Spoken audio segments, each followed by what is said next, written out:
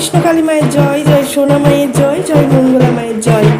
বন্ধুরা সবাই কেমন আছেন? আশা করছি সবাই ভালো আছেন, সুস্থ আছেন কৃষ্ণকালী মায়ের কৃপায়। বুঝতেই পাচ্ছেন আমার ভয়েসের একটু গণ্ডগোল আছে, মানে আমার একটু শরীরটা অসুস্থ আছে, তাই আপনাদের কাছে ভয়েস না দিলেও নয়।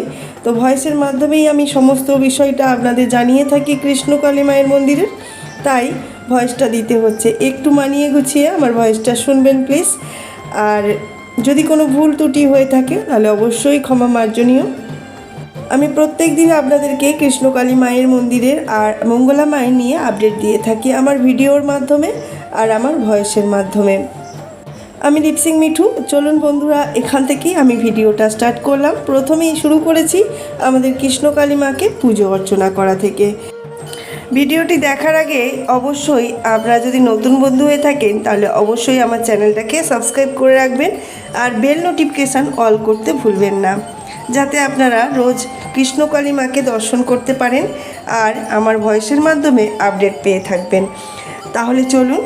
আর ভিডিও শেষে যদি অবশ্যই আপনি উপকার হয়ে থাকেন, আপনি যদি উপকৃত হয়ে থাকেন, অবশ্যই একটা লাইক, কমেন্ট, শেয়ারের মাধ্যমে আমাকে একটু সহযোগিতা করবেন। কৃষ্ণকালী মায়ের নাম ছড়ানো একটা পুণ্যের কাজ। তো যে কোনো ভগবানকেই আপনি যদি আপনার মন প্রাণ দিয়ে ভক্তি ভরে শেয়ার করে থাকেন তাহলে আপনার উন্নতির কেউ বাধা হতে পারবে না, ভগবান স্বয়ং আপনার সাথে থাকবে।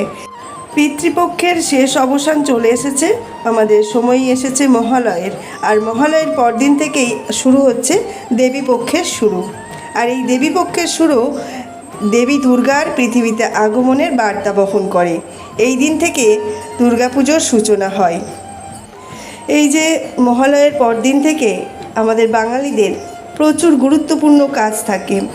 সেগুলো কি কি আমি সেগুলোই আপনাদেরকে বর্ণনা দেব। শুনতে থাকুন আমার ভয়েস মনোসংযোগ দিয়ে, তাহলেই বুঝতে পারবেন। পিতৃতর্পণ। মহালয়ের দিনে যে পিতৃতর্পণ হয় সেই বিষয়ে কিছু কথা বলি। মহালয়ের অমাবস্যা তিথিতে প্রয়াত পূর্বপুরুষদের আত্মার শান্তির জন্য তর্পণ করা হয়। এমনটা বিশ্বাস করা হয় যে এই দিনে তর্পণ করলে পূর্বপুরুষেরা নরক যন্ত্রণা থেকে মুক্তি পান। দেবী বোধন। দেবী বোধন। মহালয়াতে দেবী দুর্গার মূর্তিতে চোখ আঁকা হয়। একে দেবীর বোধন বা জাগরণ বলা হয়। এই প্রতীকী অনুষ্ঠানের মাধ্যমে দেবী পূজার সূচনা করা হয়, সেটা হলো মহালয়ের দিন। এছাড়াও মহালয়ের দিন ভোরে বীরেন্দ্র কৃষ্ণ ভদ্রের কণ্ঠে মহিষাসুর মর্দিনী শোনার একটি ঐতিহ্য রয়েছে। এই বিশেষ অনুষ্ঠানটিতে চণ্ডীপাঠ, স্তোত্র এবং আগমনী গানের মাধ্যমে দুর্গাদেবীর মহিমা বর্ণনা করা হয়।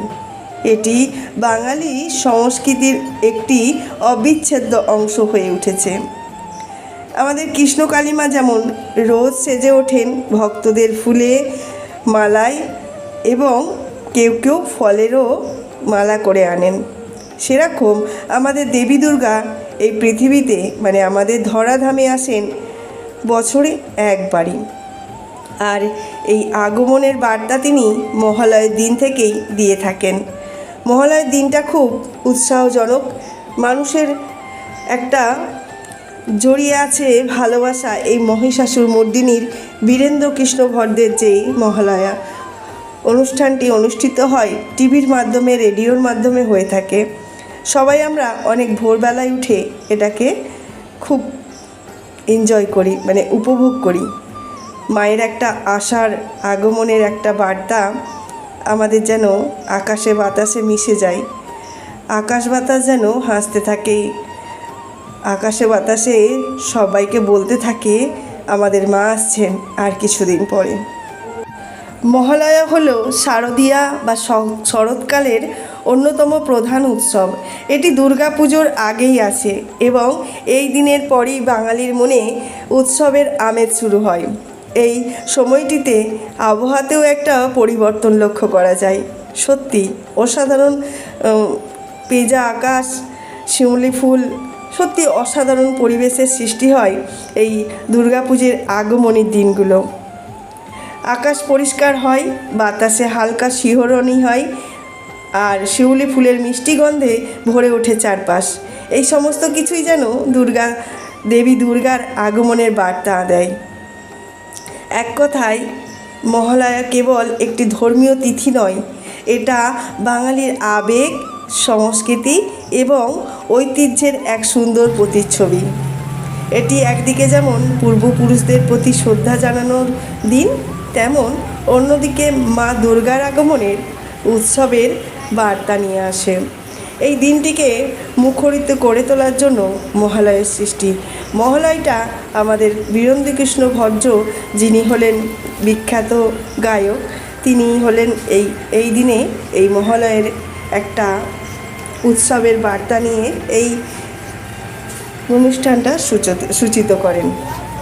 এবার আসি কৃষ্ণকালী মায়ের আপডেট। আমি এতক্ষণ আলোচনা করলাম মহালয়ার দিনে পিতৃপক্ষ শেষ হয়ে কিভাবে দেবীপক্ষ শুরু হয়, আর এই দেবীপক্ষ শুরুতেই আমাদের কি হয়ে থাকে, আমরা কিভাবে উৎসাহের সাথে মাকে আগমন জানাই আমাদের পৃথিবীতে।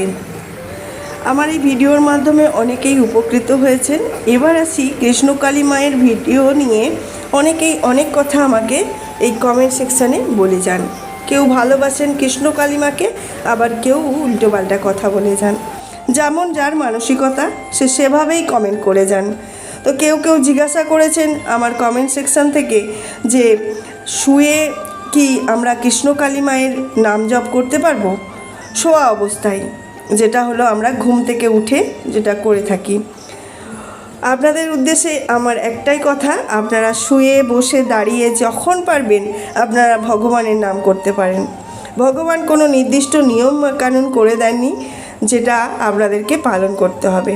তবে মনটাকে শুদ্ধ রাখতে হবে, তবেই আপনি ভগবানের সাড়া পাবেন। ভগবান আমাদের শরীর দিয়েছে, মানে আমাদের অসুস্থতাও দেবে। সেই নিয়ে মা কি বললেন শুনুন একবার। থাকলেই খারাপ হয়, শরীর থাকলেই খারাপ হবে, সেটা কোনো দুঃখের কারণ নয়। কারণ আমি খুব হাসতে ভালোবাসি, আমি হাসি। আর সবসময় গোবিন্দ নাম আমাদের করতেই হবে। আমি আগেও বলেছিলাম শরীর থাকলে খারাপ হবেই, আর জীবন থাকলে দুঃখ আসবে। সুখ দুঃখ নিয়েই দুটো জীবন।